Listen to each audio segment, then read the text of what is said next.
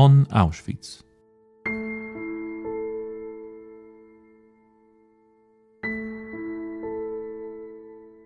The history of Auschwitz is exceptionally complex.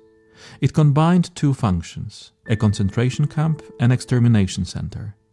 Nazi Germany persecuted various groups of people there, and the camp complex was continually expanded and transformed. In the podcast on Auschwitz, we discuss the details of the history of the camp, as well as our contemporary memory of this important and special place.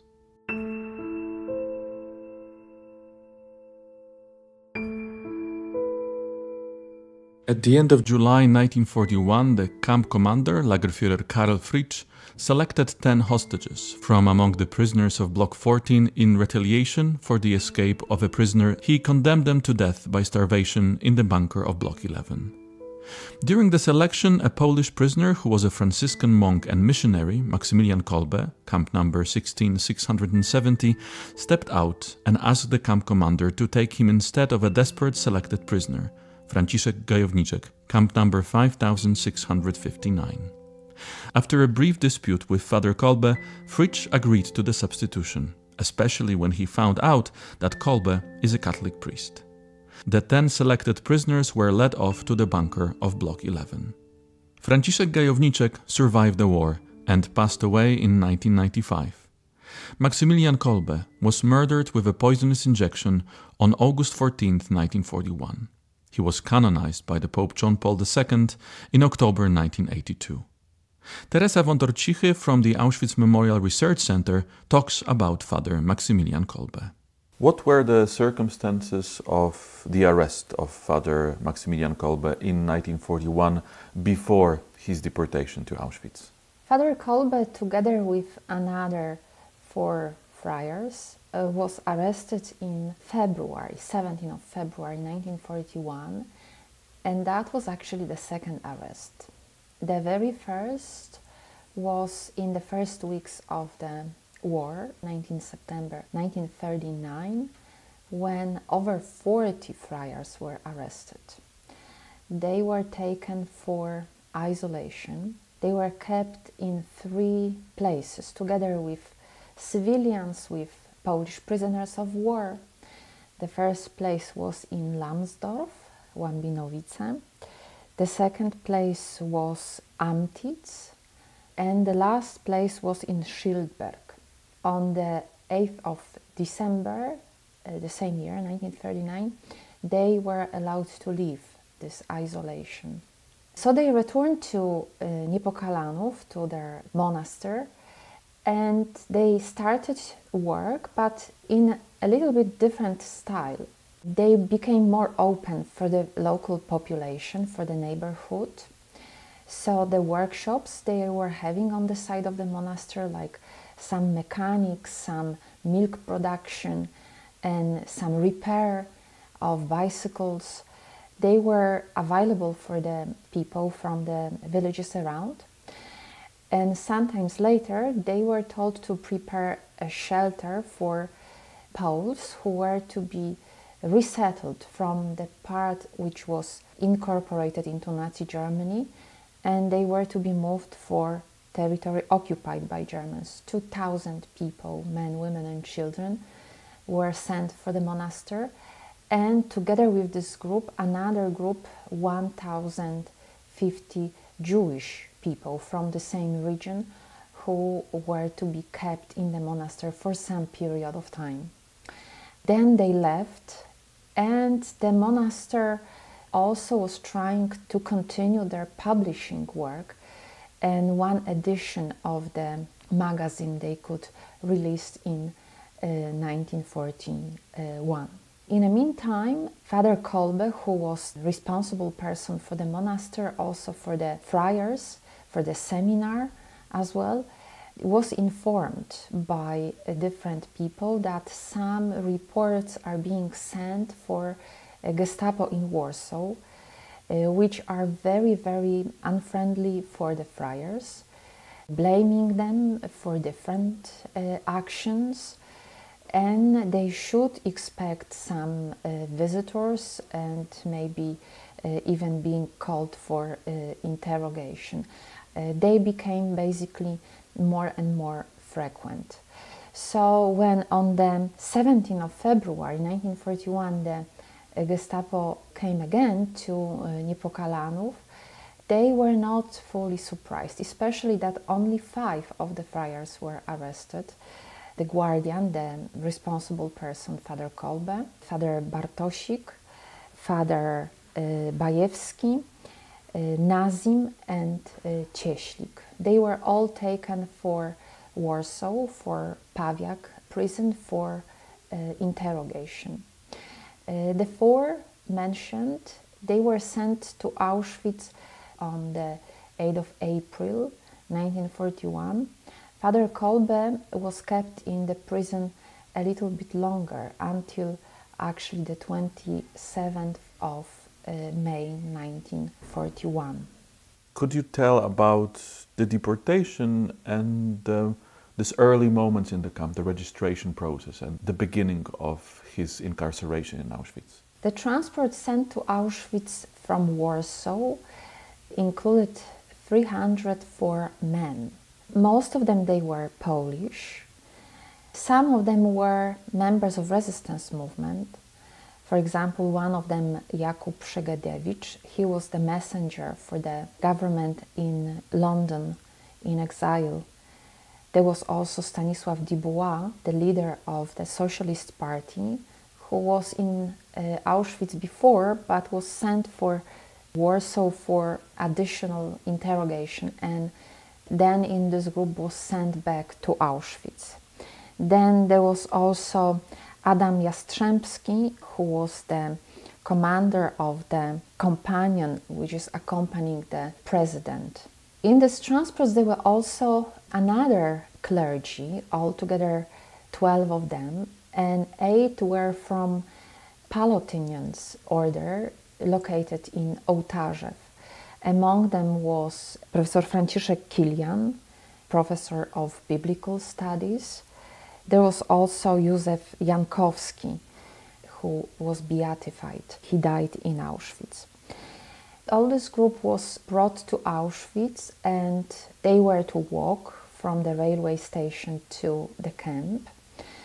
At the main gate, they heard the famous speech, the words, "You came here to German concentration camp. If you don't like it, you may go on the wire. If there are some Jews among you, you may stay here 2 weeks, priests a month, the other 2 months." Then they were taken for registration. The transport was sent from Warsaw on the 27th of May in the evening. It took the train to reach Oświęcim actually the whole day. So the next day in the evening they were already in the camp, but the registration started on the 29th. So on the surviving documentation we may see the date 29th of May. So they were given the numbers. Father Kolbe received the number 16,670. That time the prisoners were not tattooed. They were to remember the numbers. They were taken for photography. Unfortunately, the photographs from prisoners from these transports did not survive. And they were taken for the beginning in the camp, which was the quarantine, so the isolation, which was in this time not very long, because the prisoners were desperately needed for work, for building, for construction, for transportation. And this is also what happened to this group. The very first work Father Kolbe was sent in the camp was to transport building material for the wall which was built by the crematorium, which was here in Auschwitz I. A few days later, during the roll call, they heard words by one of the SS men, "Alle Pfaffen raus," all the clergy forward. And they were taken for another unit, which was called Babits Commando, so a group of prisoners who worked in the village neighboring the town, And in this village they were to build a fence around the field, which was to be another place for the farm which belonged to the camp administration. Just in this place, Father Kolbe stayed for several days until he was beaten. He was badly beaten by Capo Hans Krot. This event was described by Tadeusz Pietrzykowski, who was also sent for some duties for this area. Tadeusz Pietrzykowski was deported to Auschwitz in the very first transport. His camp number was 77. He was from Warsaw, and before the war he was a boxer. He was well-known champion in his category with a great athletic and sport preparation. And somehow in the camp, the administration allowed people who were tied to professional sport to start different events. And boxing was one of the disciplines which was in favor. Boxing at that time was very popular discipline and also was liked by mainly functionary prisoners because they were those who initiated this fight. And this is why Tadeusz Pietrzykowski was known in the camp as the boxer and as the boxer who was winning. When he was in Babice, in this place where the prisoners were working, he noticed the scene where one of the functionary prisoners was hitting in a very brutal way another prisoner wearing the glasses. And this scene moved him, so he approached the functionary and said, "Okay, you are so into fighting, so maybe we can train a little bit." The functionary knew Pietrzykowski. The SS guards allowed them to fight a little bit for fun during the break, and the fight started. So they exchanged a few punches, and Pietrzykowski was winning, was leading in this fight. And suddenly he felt that someone is grabbing his hand. He looked and he noticed just the prisoner who was beaten before, and he was saying to him, "Son, do not fight, do not hit." So he was in the mood of fighting, so he ignored this man and continued what he was to do next, which punch, right or left. So another exchange happened, and again he felt that someone is grabbing his hand, and it's the same prisoner, asking him, "Son, do not fight." This time Pietrzykowski stopped and told this man, "It's better that they will punch you, this is what you want." He was a little bit angry with the prisoner. The break was over, there was a whistle, so they have to return to work, and they returned to the camp. The prisoner who was beaten was Father Kolbe. His condition was very bad, so he was brought by the other prisoners, and actually he was unable to work. So for the following days he was trying to be accepted for the hospital, what was not that easy, but eventually he was admitted for the hospital. His staying lasted for several weeks.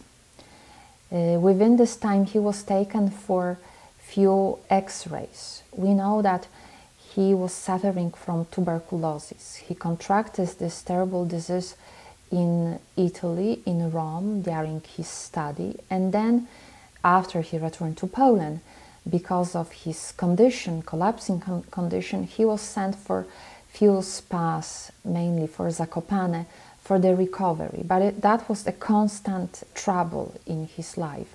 He was even, as the biographists are saying, a person with one lung. So this is why his breathing and fact that he was contracting infections so frequently was very clear because of this disease. So each X-ray here in the camp was about the lungs. And only on one we do have information what happened, and it is written that he had bad lung infections. You mentioned two things. You mentioned the speech that welcomed the prisoner and the functionaries said priests can only stay here for 2 weeks. And then you mentioned the scene where the clergy were moved to other commando as a group. Were clergy treated differently in the camp? What was the approach of the SS administration in this early stage of the camp's functioning towards priests, towards the clergymen? The three groups mentioned in the speech, the Jews, the clergy, and the other prisoners, they were heard by the prisoners, but of course at the beginning it was not clear if this kind of separation is to be done. But later on they realized that actually it's not an incident that this kind of segregation was made. The very first penal company, so the unit which was sent for the worst work, was established here in Auschwitz in autumn 1940, so the first months of the camp existence, and the prisoners heard alle Juden entpfaffen raus, so all the Jews and the priests and the clergy out. And just this group made the very beginning of the penal company. Then also other prisoners were sent for penal company for different, as it was called, crime or just not following the camp regulation. So they were sent for very hard work. The supervisors were very cruel, well-known Krankenmann. And at the beginning, during the registration, when they were told about the profession and they were saying that they are clergy, they could expect that they are being sent for very bad work and very bad treatment.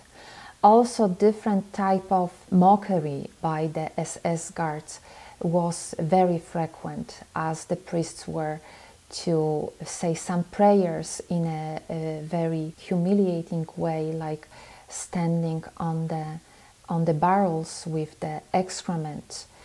There were some attempts to take the priests from concentration camps, as Auschwitz was not the only camp where the clergy were sent. They were also in the camps in Germany.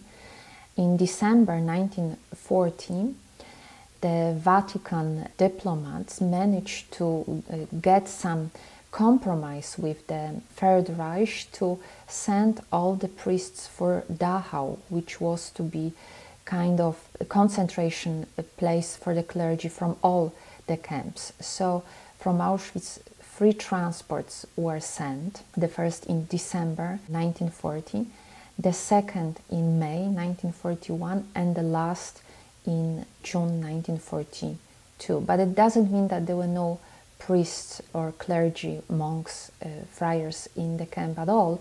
They were still deported, and the transports were only gathering those who were in this particular time in the camp. So their treatment was always very bad, very brutal. Did Father Kolbe manage to recover in the infirmary after he had been beaten by a capo? Staying in the camp hospital helped Father Kolbe. His condition improved. However, he was still having fever.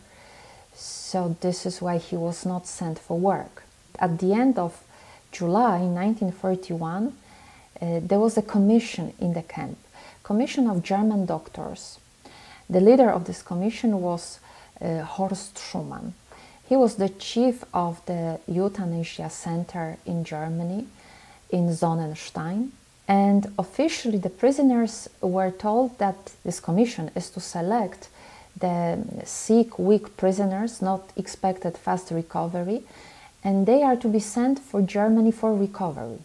Before this, many of the prisoners were taken for the X-rays. Probably that was one element of the material the commission was trying to gather. And the prisoners who were in the hospital, they were functionaries, they were cleaning, they were also a nurse. They had some suspicions that there is something wrong going on. This commission is very strange, not really clear are their aims. So this is why some prisoners were released from the hospital. They were not fully healthy and ready for work, but the intention was to protect them.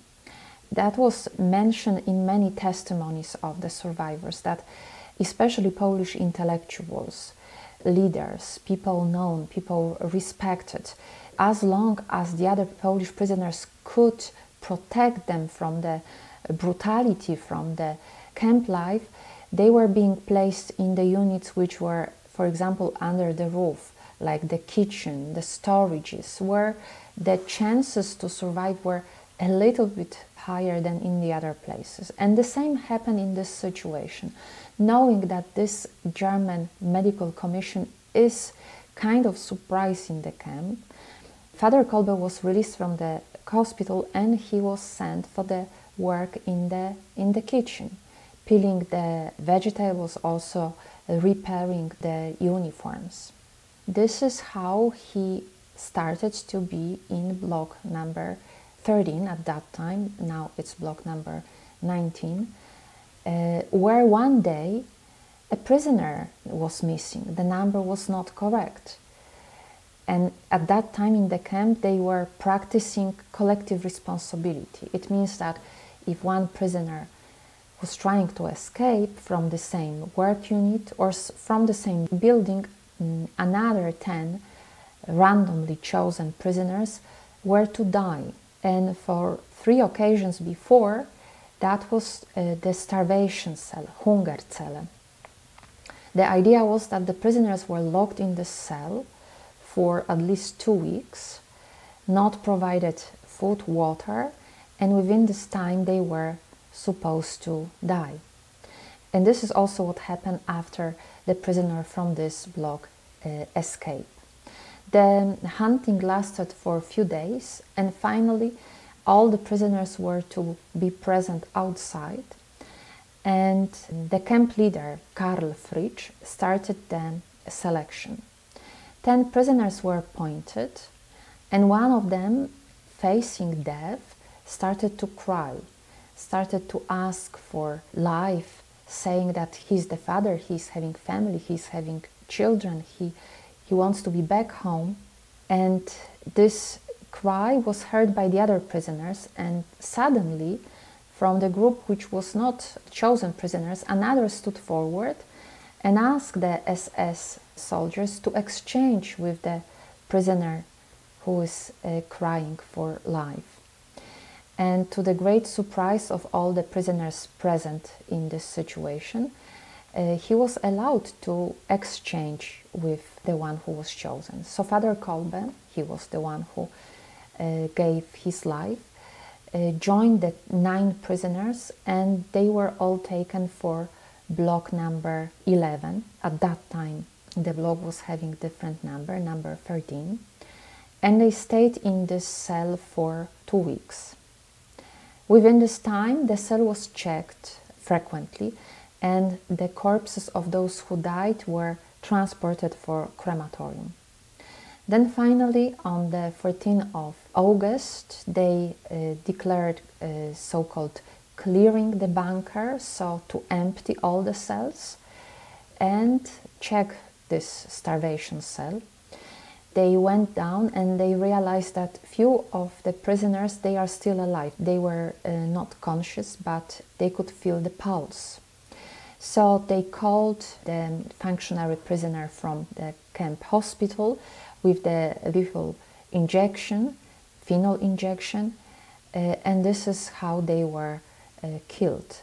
Among these prisoners were also Father Kolbe. So he died in this cell as the result of the injection. Reaction of the SS, as you mentioned, was surprising, that they allowed this exchange of one prisoner volunteered to go instead another one. What was the behavior of the SS during this particular roll call? Do we have any documents, testimonies about what was happening? The commandant, Rudolf Höss, was not present in the camp. He was on the duty trip. And actually, in the situation when the number of the prisoners was not correct, the camp leader, Karl Fritzch, he could wait with the decision to have the commandant, who was just the one responsible for the camp. But there was kind of competition among the SS, and most probably Karl Fritzch wanted to show his power in the camp. So this is why they didn't wait too long for the results, for the answers, for any information if in the towns around Gestapo found someone who was trying to escape.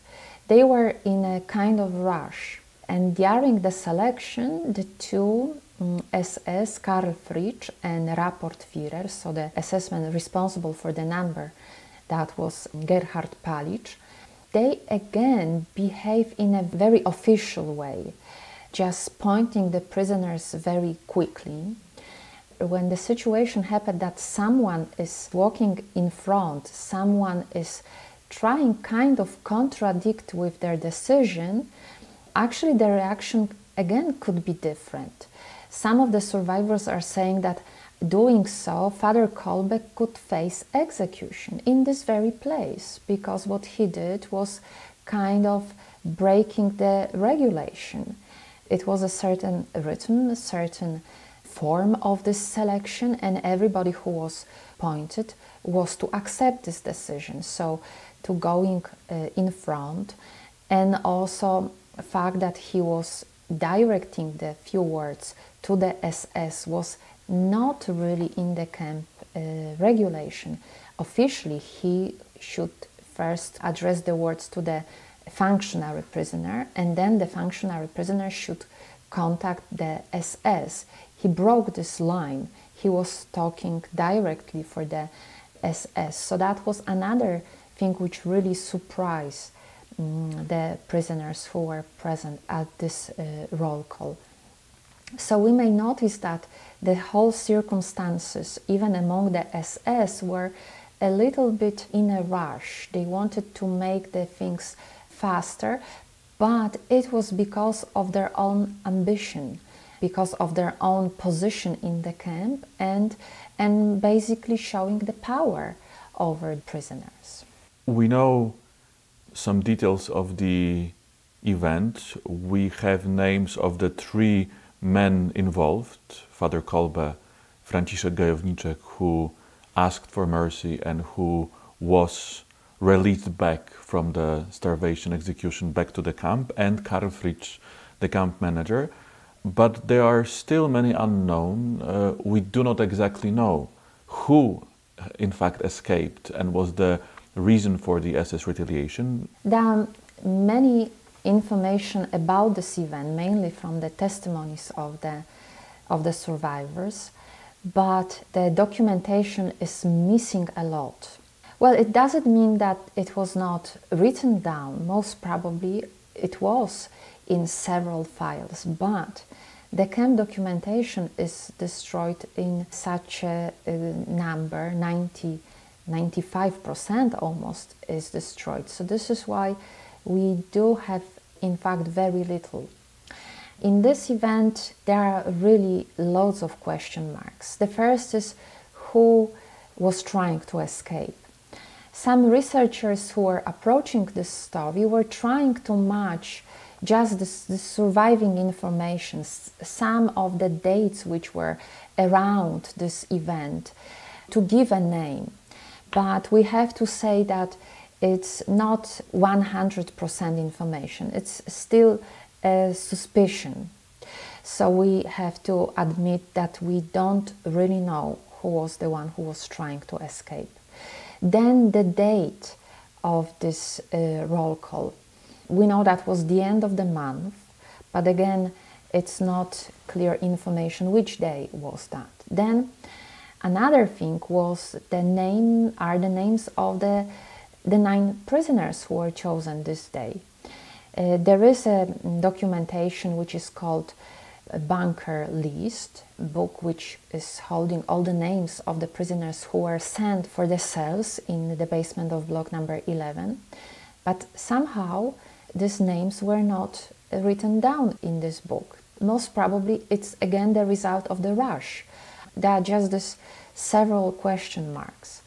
The date which we have is coming from the death certificate which was issued in the administration here with the date of death, and we may read that Father Kolbe died on the 14th of August 1941.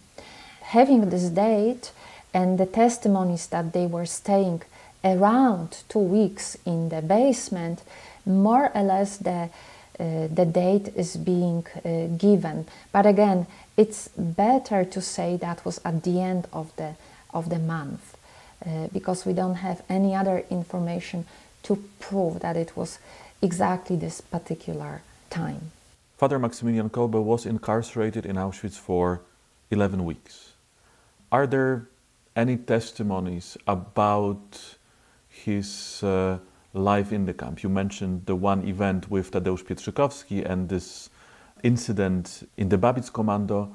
Were there any more memorable moments that survivors remembered him despite the very short stay in the camp? In the collection of testimonies, we find quite a few, actually, descriptions of these meetings with Father Kolbe. Some of them were coming from the religious, let's say, motivations.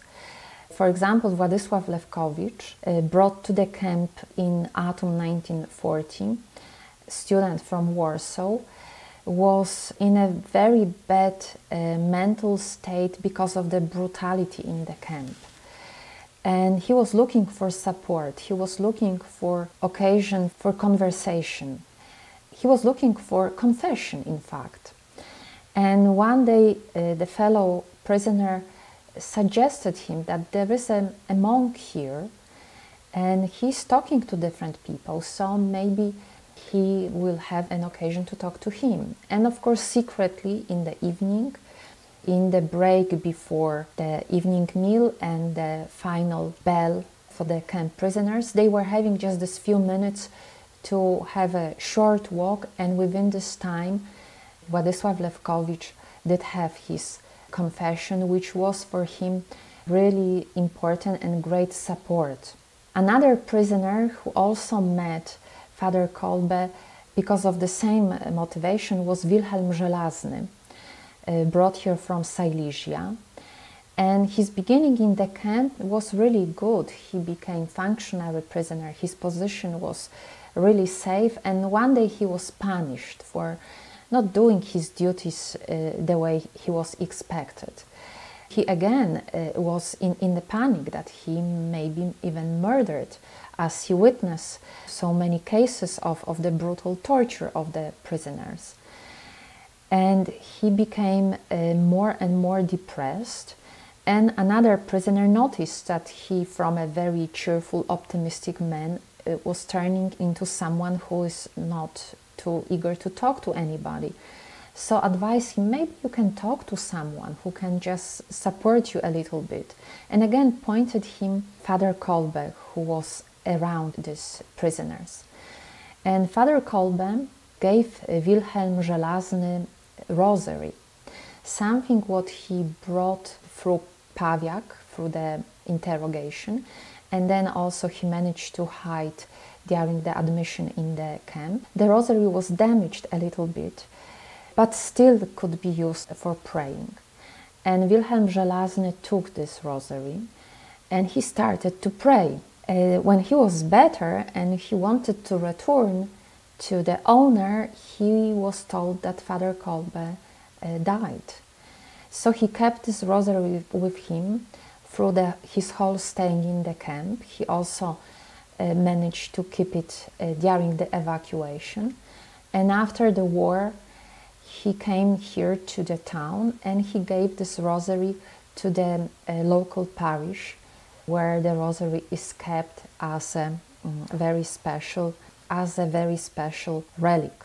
Another form of meeting is remembered by Mieczysław Kościelniak, an artist, painter. He was in a group of prisoners who were having, again, very informal meeting, and one of the person who was speaking during this meeting was someone he didn't know, but he was really moved with the way he was talking about the way how to survive the camp, how to try the best to save energy, power, even health, to stay as long as possible.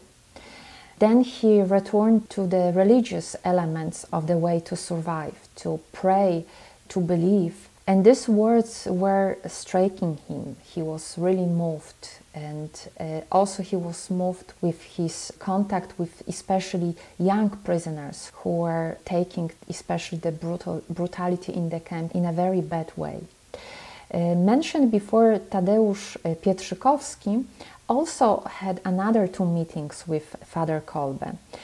After he returned to the camp from this informal fight in Babits, fellow prisoner asked him, "Did you know who was the one you saved?"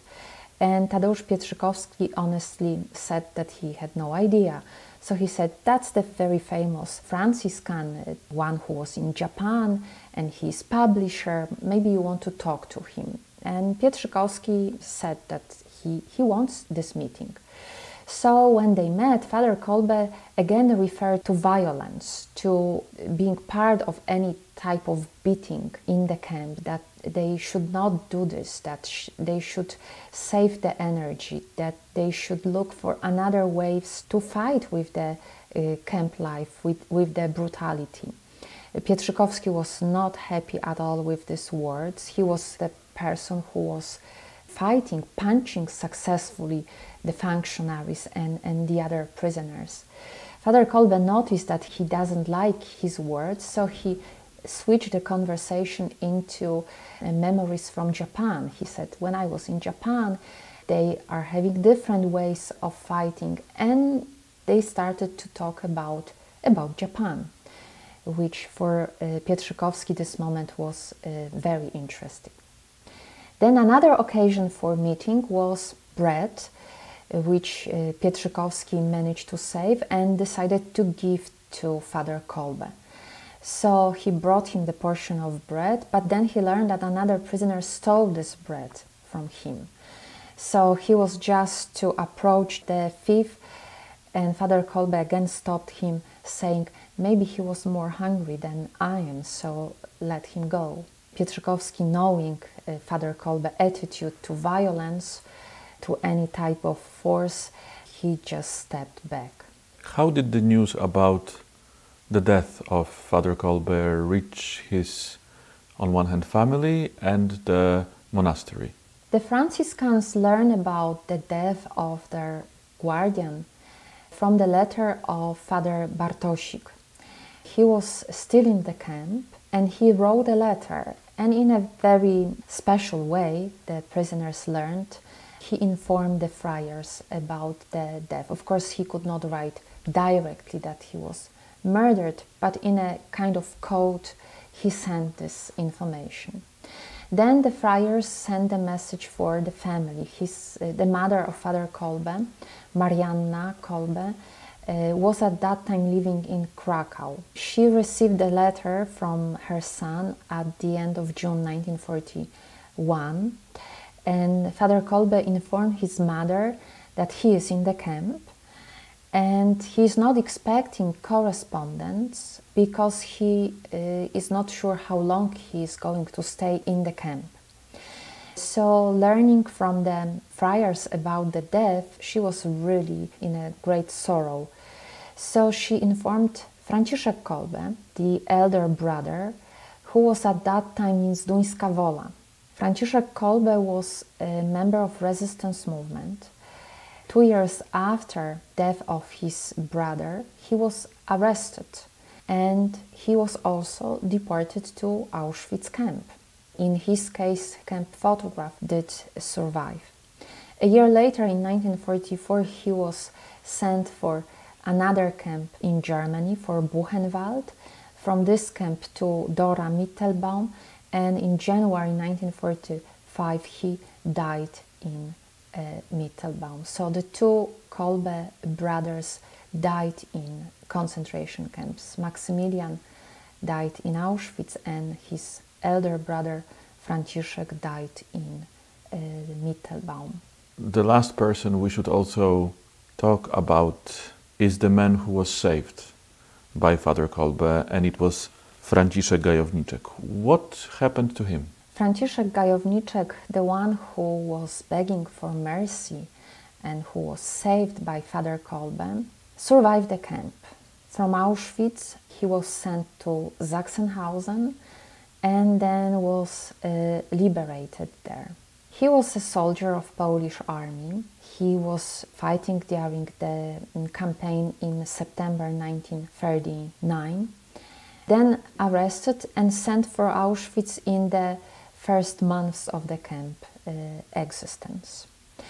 In the testimony, he admitted that he didn't heard about Father Kolbe before his deportation to Auschwitz, and also in the camp when he was told by the other prisoners who Father Kolbe was. Again, that was for him something what he learned. He didn't have an occasion to talk to Father Kolbe in the camp or to be around. As I mentioned, he got some circles, some people who were approaching him from time to time, and they were having some conversations. So he was not among these people. He learned much more after the war. During the famous roll call, when he was begging for mercy, he was talking about his children. So he was the father of two boys, Bogdan and Janusz. They were both teenagers. One of the sons, the elder, he was fighting during the Warsaw Uprising in 1944. And then in January 1945, they were both in Rawa Mazowiecka. That time the Red Army was approaching this town, and there was some artillery action in some parts of the town, and unfortunately two of them were around the territory when the artillery was attacking, and they both died. The mother, who was in a different place, came to look for the sons, and she found the bodies of her two sons among all the victims of this action. So when Franciszek Gajowniczek returned home, he found only his wife. They moved for Brzeg, a city in Silesia region, and they lived there for another several decades.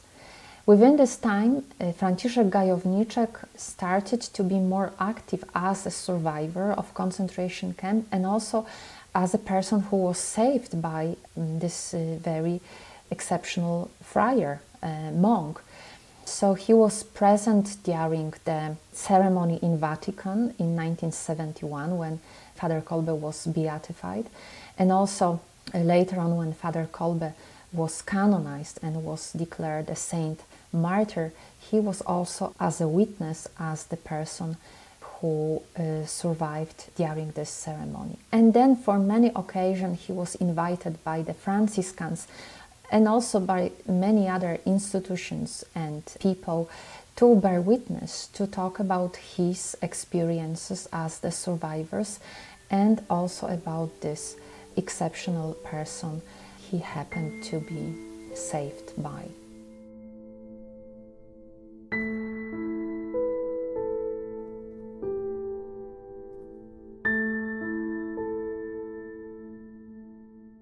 All episodes of the On Auschwitz podcast are available at auschwitz.org/podcasts.